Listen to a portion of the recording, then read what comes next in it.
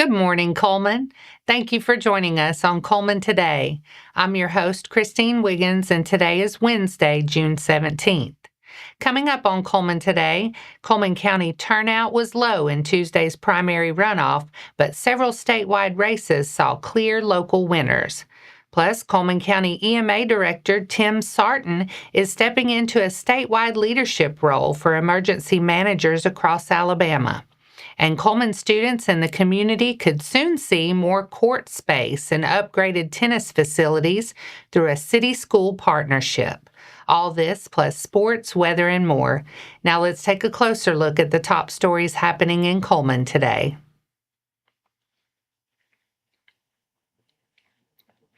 John Wall, Barry Moore, Catherine Robertson, Corey Hill, Jim Zig Ziglar, and Everett West came out on top statewide in Tuesday's primary runoff elections. In Cullman County, voters cast 7,844 ballots in the June 16 runoff, according to unofficial results from 50 of 51 boxes reporting. The remaining box represents provisional ballots. Republican ballots made up most of the local total, with 7,683 cast compared to 161 Democratic ballots. Cullman County backed John Wall for Lieutenant Governor, Jared Hudson for U.S. Senate, Catherine Robertson for Attorney General, Corey Hill for Commissioner of Agriculture and Industries, and Chris Beaker for Public Service Commission Place 2. On the Democratic ballot in Cullman County, Dakari Lariat and Everett West in the U.S. Senate runoff. Cullman County has 66,835 registered voters, with 7,844 ballots cast. Turnout was approximately 11.74%. Statewide turnout was approximately 10.32%. The 2026 general election is set for Tuesday, November 3rd. Cullman County Emergency Management Agency Director Tim Sartin is taking on a statewide leadership role. Cullman County EMA announced Sartin was recently sworn in as president of the Alabama Association of Emergency Managers during the group's annual state conference in Mobile. In that role, Sartin will help represent emergency managers across Alabama, support training and professional development, strengthen communication between agencies, and advocate for the needs of local emergency management offices. Cullman County EMA says the honor reflects Sartin's leadership and commitment to preparedness, response, and recovery efforts both locally and statewide. Sartin became Cullman County EMA Director in 2022 after a long public safety career that included service with Cullman EMS, volunteer fire service, and reserve police work. Since then, EMA has continued expanding its public communication efforts, including crisis communication planning and upgraded emergency notification tools. The agency says Sartin will continue representing Cullman County while working with emergency managers, state partners, and public safety officials across Alabama. Cullman City Schools is putting $500,000 toward tennis court improvements in partnership with the City of Cullman. At its June meeting, the Cullman City Board of Education approved reallocating the money to support the city's tennis court renovation and addition project. District officials say the investment continues a strategic partnership between the school system and the city, with the goal of improving athletic and recreational opportunities for students and residents. The project is expected to upgrade existing tennis facilities, expand court capacity, and create a modern venue for school athletics, physical education, community programs, and regional events. Cullman City Schools says the funding move reflects a focus on using taxpayer resources through projects that benefit both students and the wider community. By working with the city, the district says it can help provide access to high-quality tennis facilities while also supporting long-term community development goals. And that's all for our top stories this morning. Coming up, Hanceville's Kynzlee Farr says faith helped shape her softball season, her leadership, and the Lady Bulldogs' run to the state. Sports is next.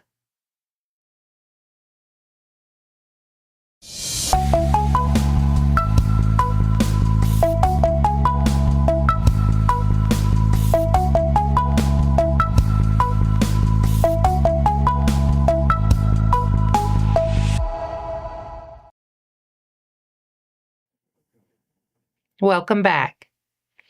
Hanceville Rising Junior Kynzlee Farr says her faith has shaped the way she handles school, sports, and life beyond competition. Farr, a multi-sport student athlete, said her relationship with God has helped her stay grounded through wins, losses, and pressure-filled moments.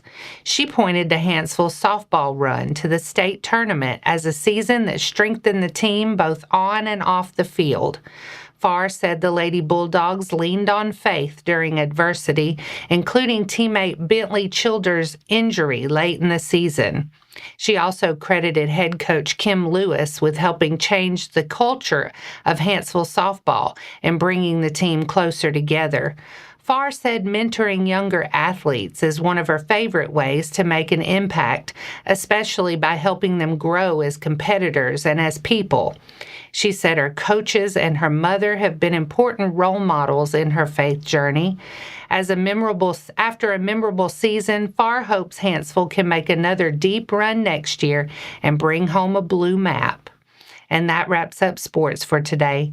Coming up next, Hanceville kids can learn fire safety, explore a fire truck, and cool off with water play at the library's summer reading finale. Plus, as temperatures climb, Alabama EMA is reminding residents to take heat safety seriously and check on neighbors, kids, and pets.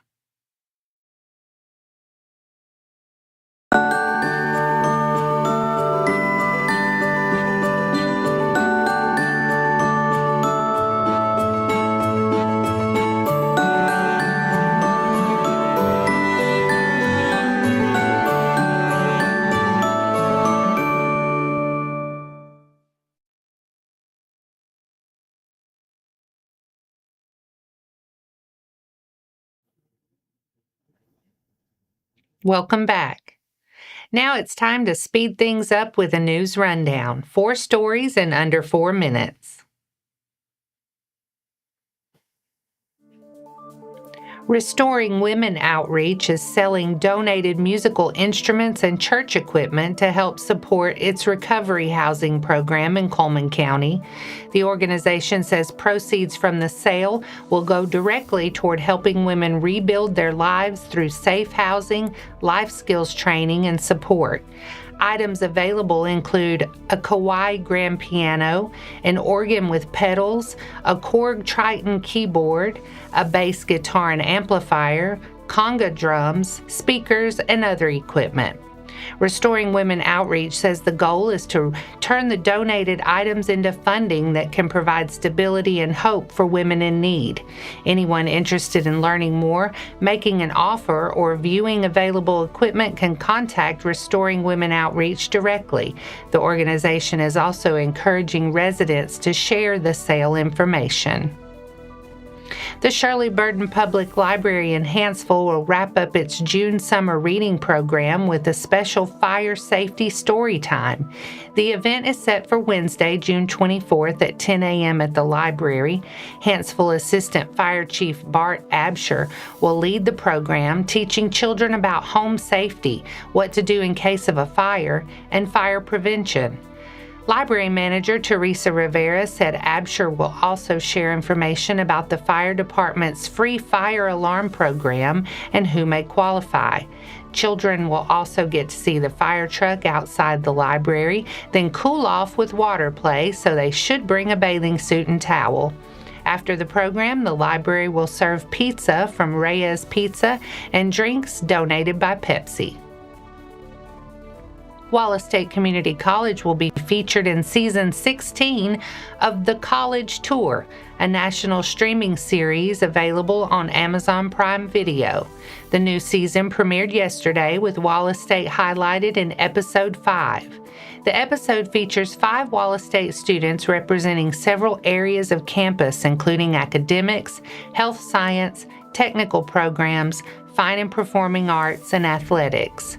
Featured students include Diana Boatwright in entrepreneurship, Tiger Flanagan in construction management, Jonathan Gray in culinary arts, Anna Wynn in diagnostic medical sonography, and Rihanna Rusk, a fine and performing arts student studying dental hygiene. Their stories highlight student life, career preparation, supportive faculty, and the opportunities available at Wallace State. The episode also includes a conversation with Wallace State President Dr. Vicki Karlowicz about the college's growth and recent recognition as an Aspen Institute Rising Star. With summer heat settling in, the Alabama Emergency Management Agency is reminding residents to prepare before extreme heat becomes dangerous. The agency says older adults, young children, outdoor workers, athletes, people with chronic medical conditions, and anyone without reliable air conditioning can be especially vulnerable.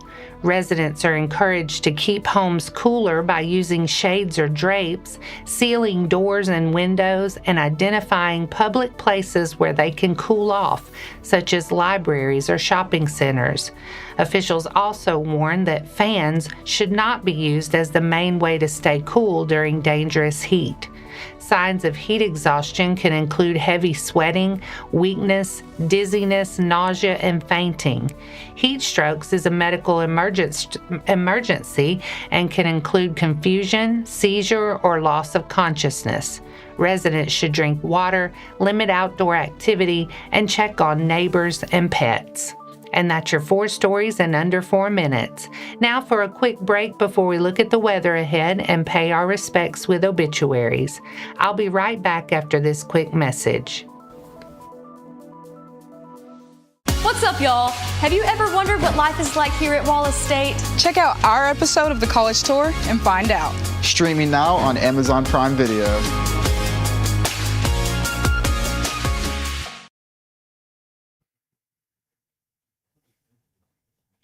Let's take a moment to pause and remember those who lost their lives this week. Joshua Lee Gooden, 40, passed away Monday, June 15th. A graveside service will be today at 10 a.m. at Hopewell Cemetery. A celebration of life service will be held at a later date in Chelsea, Alabama. David Richard Lloyd, 61, passed away Saturday, June 13th. Visitation will be Monday, June 22nd from 11:30 a.m. to 2 p.m.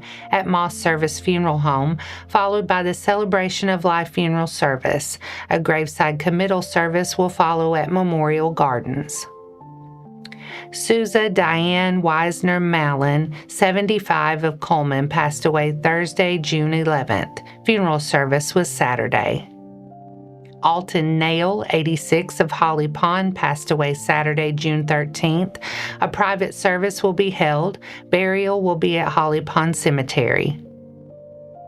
Gregory Dwayne Williams, 59, passed away Thursday, June 11th. A celebration of life service will be held Saturday, June 20th at noon at Decatur Brown Service Funeral Home Chapel, with the family receiving friends after the service. Our thoughts and prayers go out to their friends and families.